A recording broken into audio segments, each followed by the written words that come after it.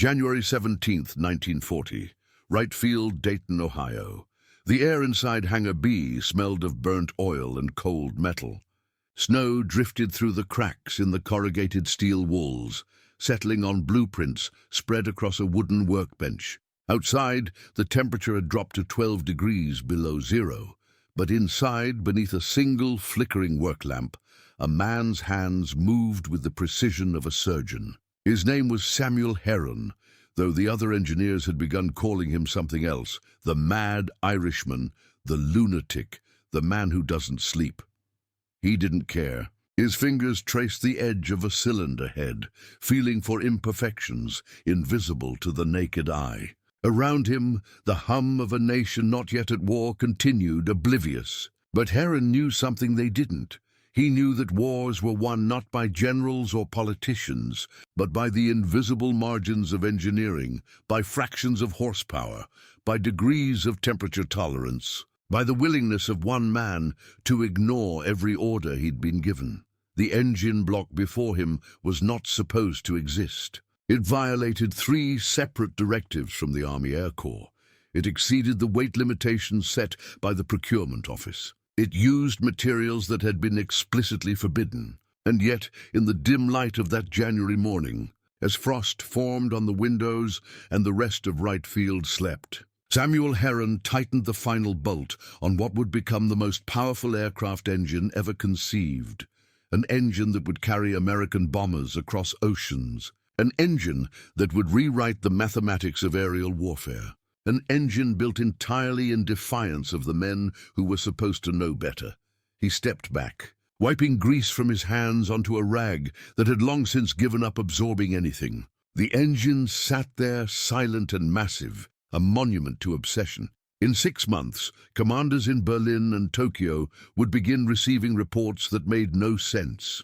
American aircraft flying at altitudes that should have been impossible, carrying bomb loads that violated every known principle of aerodynamics, operating with a reliability that seemed almost supernatural.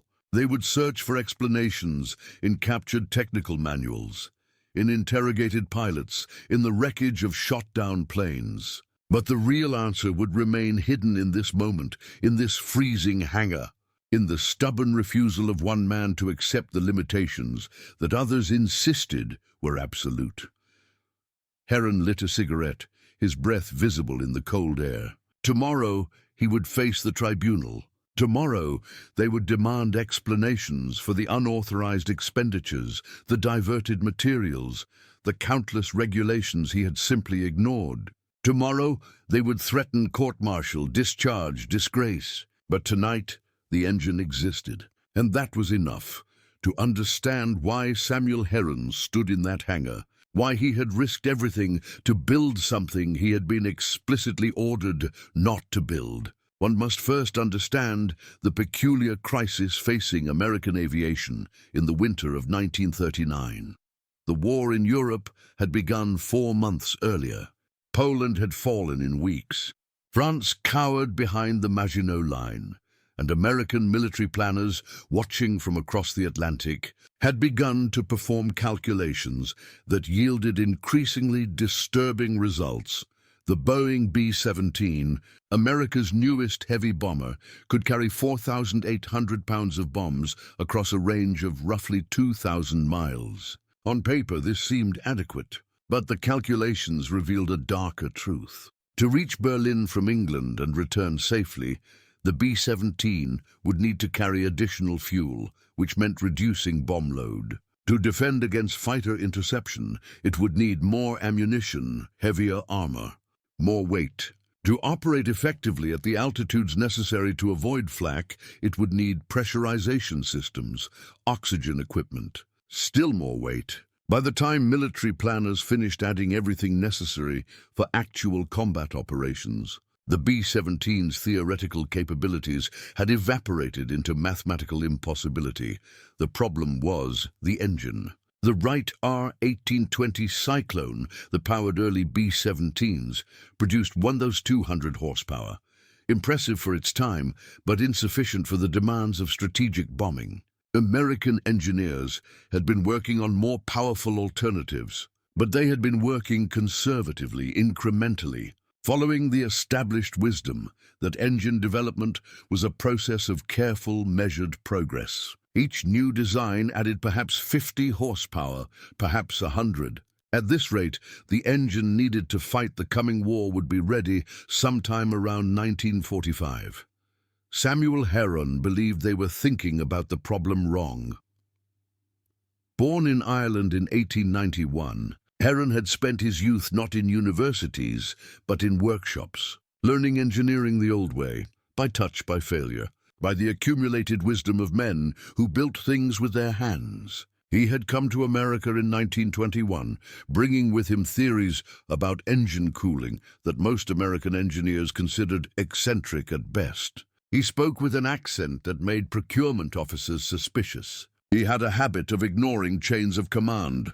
He drew sketches on napkins during official meetings. He was, in the words of one Army Air Corps memo, brilliant but difficult to manage. By 1939, Heron had been working at Wright Field for nearly a decade, long enough to understand how the military bureaucracy functioned, long enough to know that revolutionary designs died not from technical impossibility, but from administrative caution.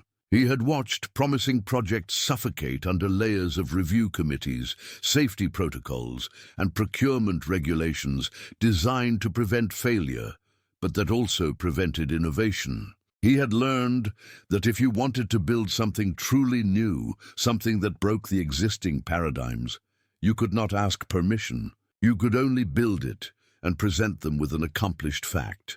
The engine that Heron conceived that winter was not an incremental improvement. It was a fundamental reimagining. Where existing engines used air cooling, Heron proposed liquid cooling with ethylene glycol, a substance most engineers considered too volatile for aircraft use. Where existing engines topped out at around 1,500 horsepower, Heron calculated that his design could produce 2,000, perhaps 2,200.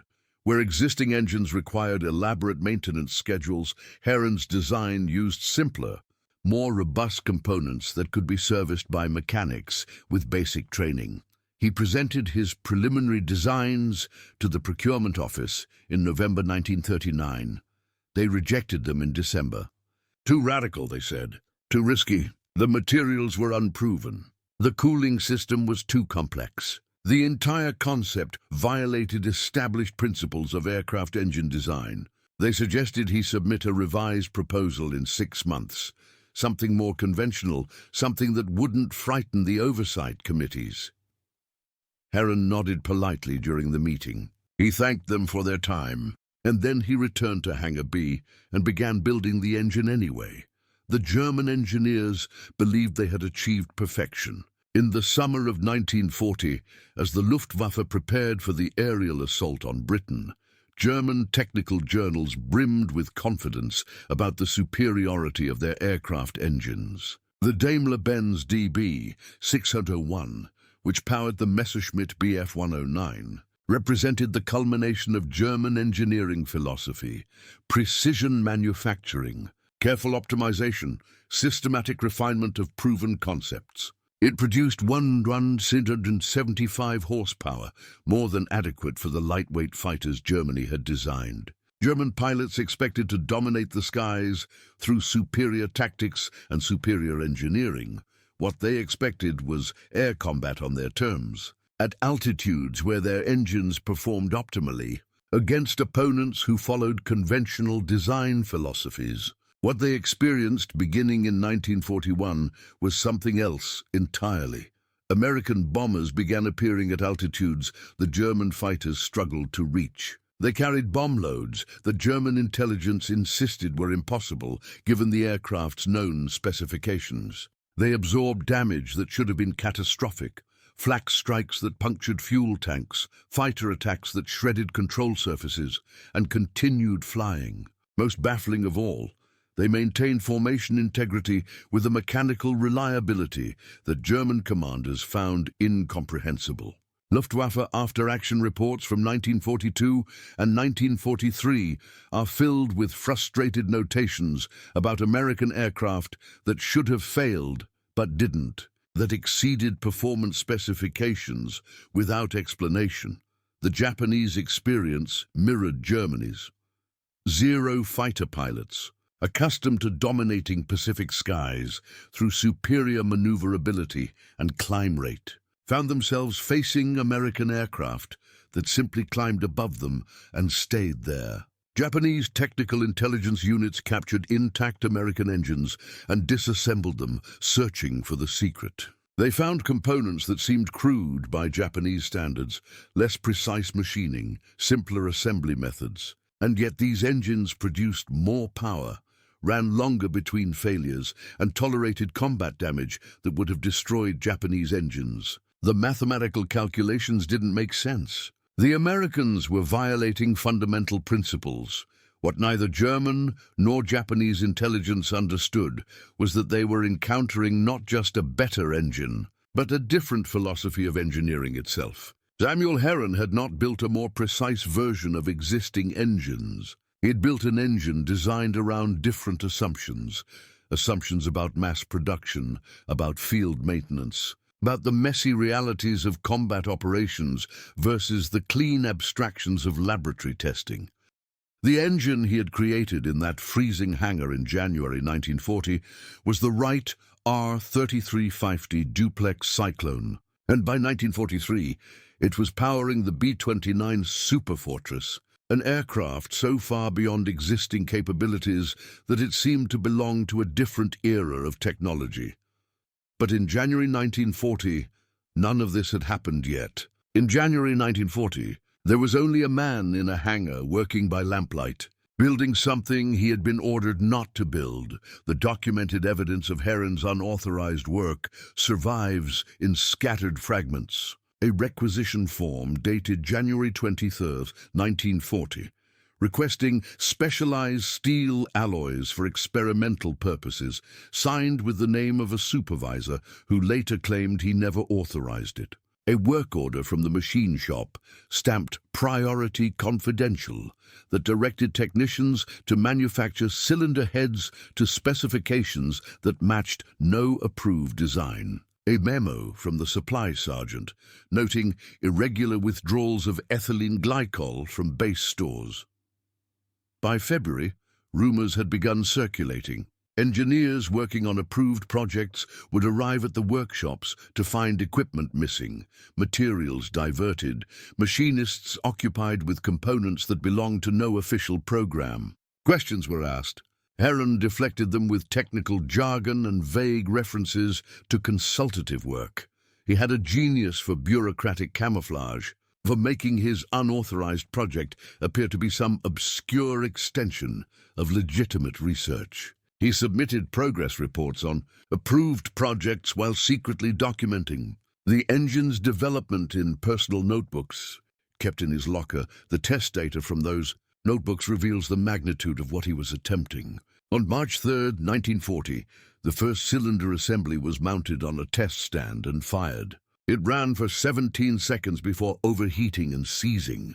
On March 9th, a modified version ran for 4 minutes. On March 15th, 6 minutes. The temperatures were too high. The cooling system wasn't adequate. Heron spent 2 weeks redesigning the coolant channels, working through the night, sleeping in 2-hour intervals on a cot in the hangar. On April 2nd, the revised assembly ran for 33 minutes before a valve failure. On April 10th, 2 hours. On April 18th, 4 hours, producing 1,147 horsepower, more than any aircraft engine in American inventory. The breakthrough came not from theory, but from intuition. Existing engines used cooling fins that dissipated heat through air circulation.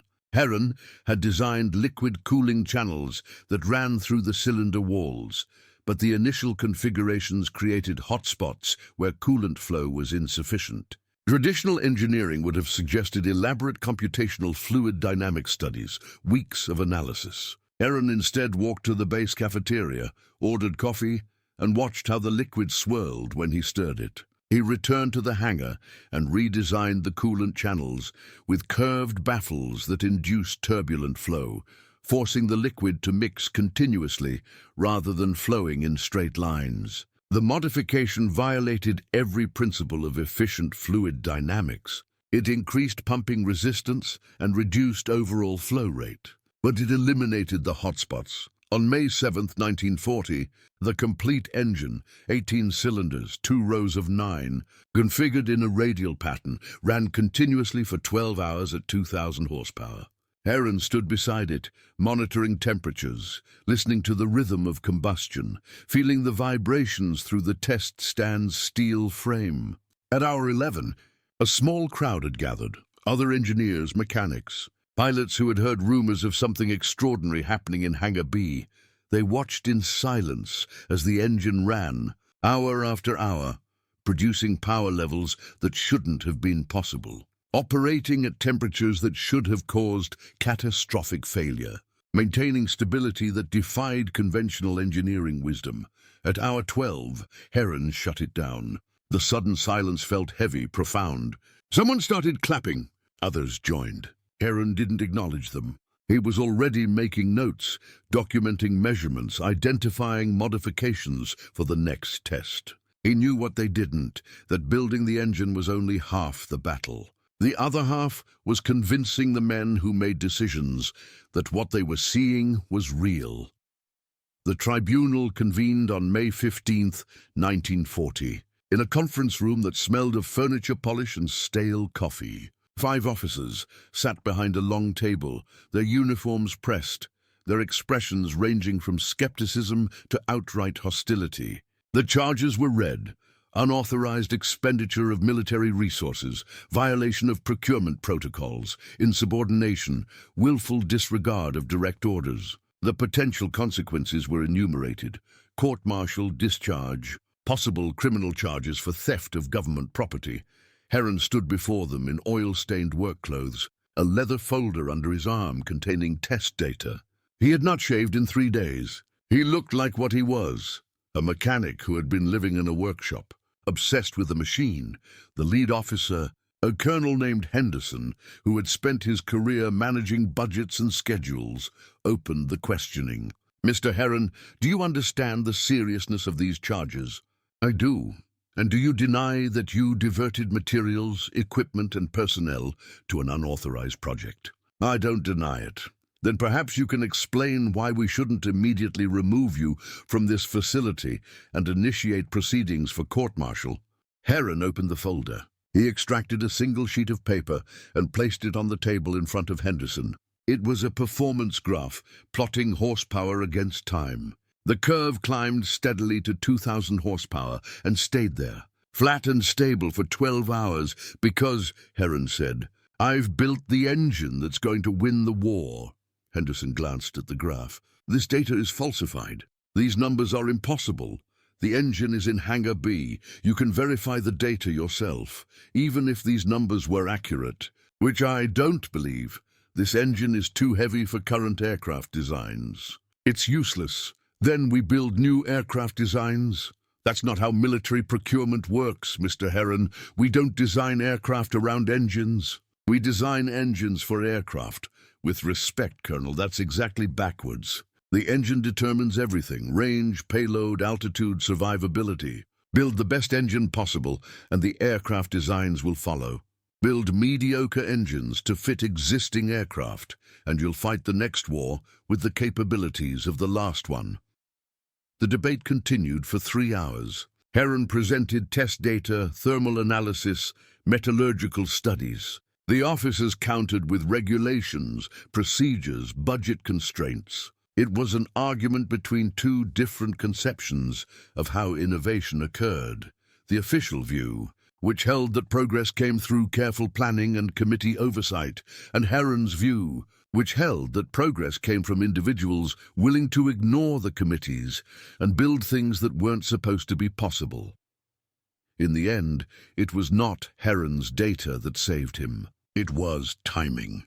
On May 10, 5 days before the tribunal, Germany had launched its Western offensive. The Netherlands had fallen. Belgium was collapsing. France was reeling under the Panzer advance. The carefully planned defensive strategies, the static warfare that everyone had expected, had evaporated in days. Suddenly, the old certainties seemed less certain. Suddenly, the idea that American aircraft might be inadequate for the coming conflict seemed less like pessimism and more like realism. Henderson stared at the performance graph for a long moment. Then he looked at Heron. "If we authorize continuation of this project, will you follow proper protocols?" "I'll try." "That's not an acceptable answer. It's the only honest one. So the proper protocols are designed to prevent failure, but they also prevent success. Give me 6 months and a team, and I'll deliver an engine that produces 2,200 horsepower reliably. Make me submit every decision to a review committee, and I'll deliver a stack of approved paperwork and an engine that doesn't exist." Henderson's jaw tightened. Around the table, the other officers shifted uncomfortably. This was insubordination, clear and unambiguous. But it was also possibly true. 6 months, Henderson said finally. "You'll submit weekly progress reports. You'll coordinate with the aircraft design teams. And if this engine doesn't perform as you claim, I will personally ensure that you never work on a military project again." Heron nodded. "Understood." He left the conference room with his folder under his arm, walked across the base to Hangar B, and got back to work. The transformation in American aerial capability between 1940 and 1943 remains one of the most dramatic technological shifts in military history. In 1940, the most powerful American bomber engine produced 1,200 horsepower. By 1943, engines derived from Heron's unauthorized prototype were producing over 2,200 horsepower. This increase, nearly doubling engine power in 3 years, enabled aircraft designs that would have been physically impossible under the old constraints. The B-29 Superfortress, which entered service in 1944, carried 20,000 pounds of bombs across ranges exceeding 3,000 miles, operating at altitudes above 30,000 feet with pressurized crew compartments. It was not an evolution of existing aircraft. It was a completely new category of weapon, made possible by an engine that wasn't supposed to exist. But the significance went beyond raw performance numbers. Heron's engine introduced design philosophies that would reshape American engineering.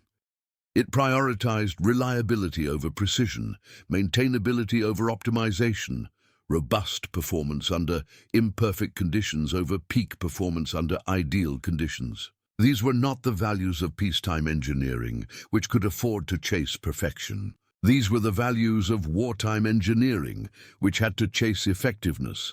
German and Japanese engineers examining captured American engines struggled to understand this philosophy. They saw components that were good enough rather than perfect, manufacturing tolerances that were looser than their own standards. They interpreted this as sloppiness, as American industrial mediocrity.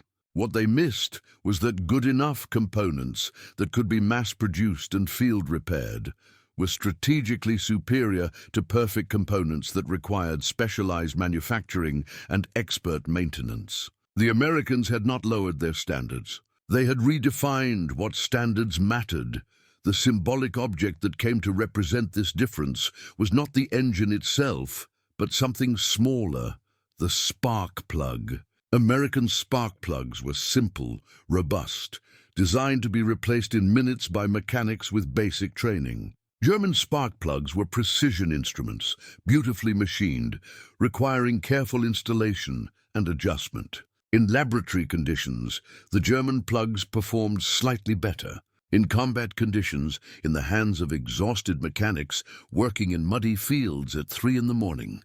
The American plugs meant the difference between an aircraft that flew the next mission and one that sat grounded awaiting specialized parts. This philosophy, this prioritization of practical effectiveness over theoretical perfection, appeared throughout American equipment. It was there in the looseness of tolerances that allowed mass production. It was there in the simplicity of field manuals written for conscripts rather than career specialists. It was there in the redundancy of systems, the interchangeability of parts. The assumption that things would break and need to be fixed under terrible conditions by frightened, tired people doing their best. It was, in a sense, a democratic approach to engineering. It assumed not genius but competence. It assumed not ideal conditions but reality. And in the massive industrial war that followed, these assumptions proved correct. By late 1943, Samuel Heron's name appeared on classified technical documents, on patent applications, on memoranda circulated among the highest levels of military planning. He had become, quietly and without public recognition, one of the most important technical contributors to the American war effort. His engine powered not just bombers but fighters, transports, even naval aircraft. Variants and derivatives proliferated, each optimized for specific applications, but all sharing the core design philosophy he had established in that freezing hangar in January 1940. Yet Heron himself remained largely unknown outside specialist circles. There were no magazine profiles, no newsreel footage, no public celebrations of his contribution. In part, this was deliberate. The capabilities of American aircraft engines were classified information, and publicizing Heron's work would have revealed technical details to adversaries. But in larger part, it was because Heron's story didn't fit the narratives that wartime propaganda preferred. He was not a hero who had followed orders and succeeded through courage and discipline. He was a stubborn eccentric who had violated orders and succeeded through obsession and insubordination. This was a truth more complicated than the simple stories a nation at war wanted to tell itself. The documented quotes from Heron during this period reveal a man largely indifferent to recognition. In a letter to a colleague dated December 1943, he wrote, "The engine runs. That is sufficient." In a memo responding to a suggestion that he receive a civilian medal, he wrote, "Unnecessary." The work continues. His focus remained technical, practical, obsessive. While others celebrated the victories his engines had enabled, Heron was redesigning cooling systems, testing new alloy compositions, pushing the performance envelope further. There is a photograph from early 1944 that captures something essential about him. It shows Heron standing beside a B-29, his hand resting on one of the massive engine nacelles. He's not looking at the camera. He's looking at the engine, his expression intent, critical, already identifying the next problem to solve. Behind him, ground crew members prepare the aircraft for a mission, but Heron seems unaware of them. In his universe, there is only the engine, the endless process of making it better. Japanese engineers who examined B-29 wreckage after combat engagements wrote detailed technical reports attempting to understand how these engines produced such power. They measured cylinder dimensions, analyzed alloy compositions, documented cooling system configurations. They reproduced the specifications exactly in their own designs, and yet their reproductions never quite matched the performance of the originals. Something was missing from their analysis. Some factor that couldn't be captured in measurements and specifications. What they missed was the philosophy embedded in 10,000 small design choices, the assumption that parts would wear and need replacement, the bias toward simplicity over elegance, the willingness to accept small inefficiencies in exchange for large robustness. These choices were not documented in the technical specifications. They existed in the accumulated wisdom of the engineers who had built the engines, in the field reports from mechanics who had maintained them, in the 1,000 small modifications and improvements that had occurred between the original design and the production versions. They existed, ultimately, in the stubbornness of one man who had refused to accept that certain things were impossible. The war ended in August 1945 with atomic fire over Japanese cities, a finale so overwhelming that it eclipsed the 1,000 smaller innovations that had made that ending possible. The B-29s that carried those atomic weapons flew on engines designed by Samuel Heron, but few who watched the newsreels made that connection. The engines were invisible, taken for granted, Just another piece of machinery that did what it was supposed to do. Heron continued working after the war, turning his attention to jet engines, to turboprops, to the next generation of propulsion systems. He published technical papers, advised on aerospace projects, accumulated patents. He died in 1963, his obituaries noting his contributions in language that made them sound incremental, evolutionary, the sort of steady progress that any competent engineer might have achieved. But those who knew the real story understood differently. In the archives at Wright-Patterson Air Force Base, there remains a file marked Heron S. Project Authorization Violations, 1940. It contains the original tribunal documents, the unauthorized requisition forms, the angry memos from supervisors whose materials had been diverted without permission. It contains, in other words, the evidence of what should have ended Heron's career. What would have ended his career if his gamble had failed. And clipped to the inside of that file is a handwritten note, undated, in handwriting identified as Colonel Henderson's. It reads, "Sometimes the regulations are wrong. Sometimes you need someone crazy enough to ignore them. There is a tendency, when examining history from a distance, to imagine that progress is inevitable, that the innovations that did occur were bound to occur, that capable people would have found solutions to the problems that needed solving. But this comfortable determinism dissolves when you look closely at specific moments. Specific decisions, specific people, standing in freezing hangars at 3 in the morning, deciding whether to follow orders or follow intuition. The engine Samuel Heron built in January 1940 was not inevitable. It required specific knowledge, specific obsession, specific willingness to risk everything on a belief that the official experts were wrong. A dozen different decisions, any one of which could have gone differently, separated the world where that engine existed from the world where it didn't.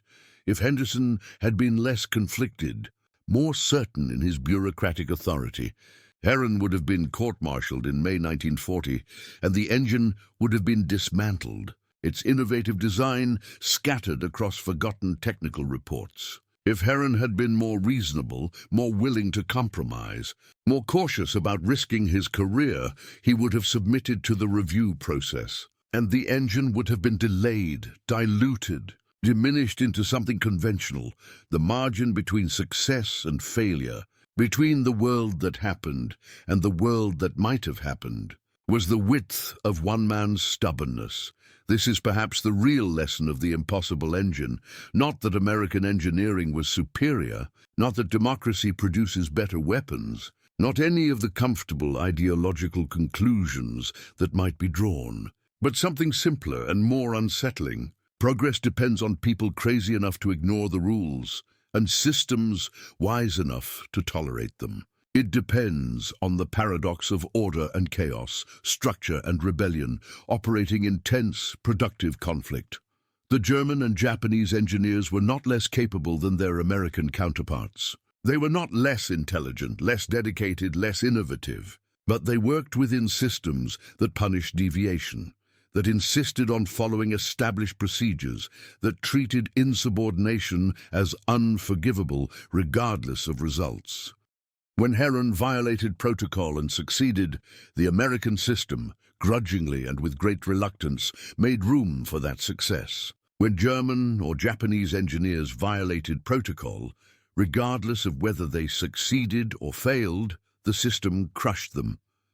This was not a difference in engineering capability. It was a difference in how much chaos the system could tolerate while still functioning. And in the desperate, improvisational conditions of total war, the ability to tolerate productive chaos turned out to be strategically decisive. On cold January mornings, when frost forms on the windows of the buildings that now occupy Wright Field, when the early light catches the ice crystals and makes them glow, you can almost imagine you see him, a figure in oil-stained work clothes, moving through the darkness toward a hangar that no longer exists, carrying tools and calculations and stubborn refusal. The hangar is gone. The engine is in museums now, behind velvet ropes. explained by placards that reduce years of obsession to 3 paragraphs of sanitized history. The men who worked beside him are gone.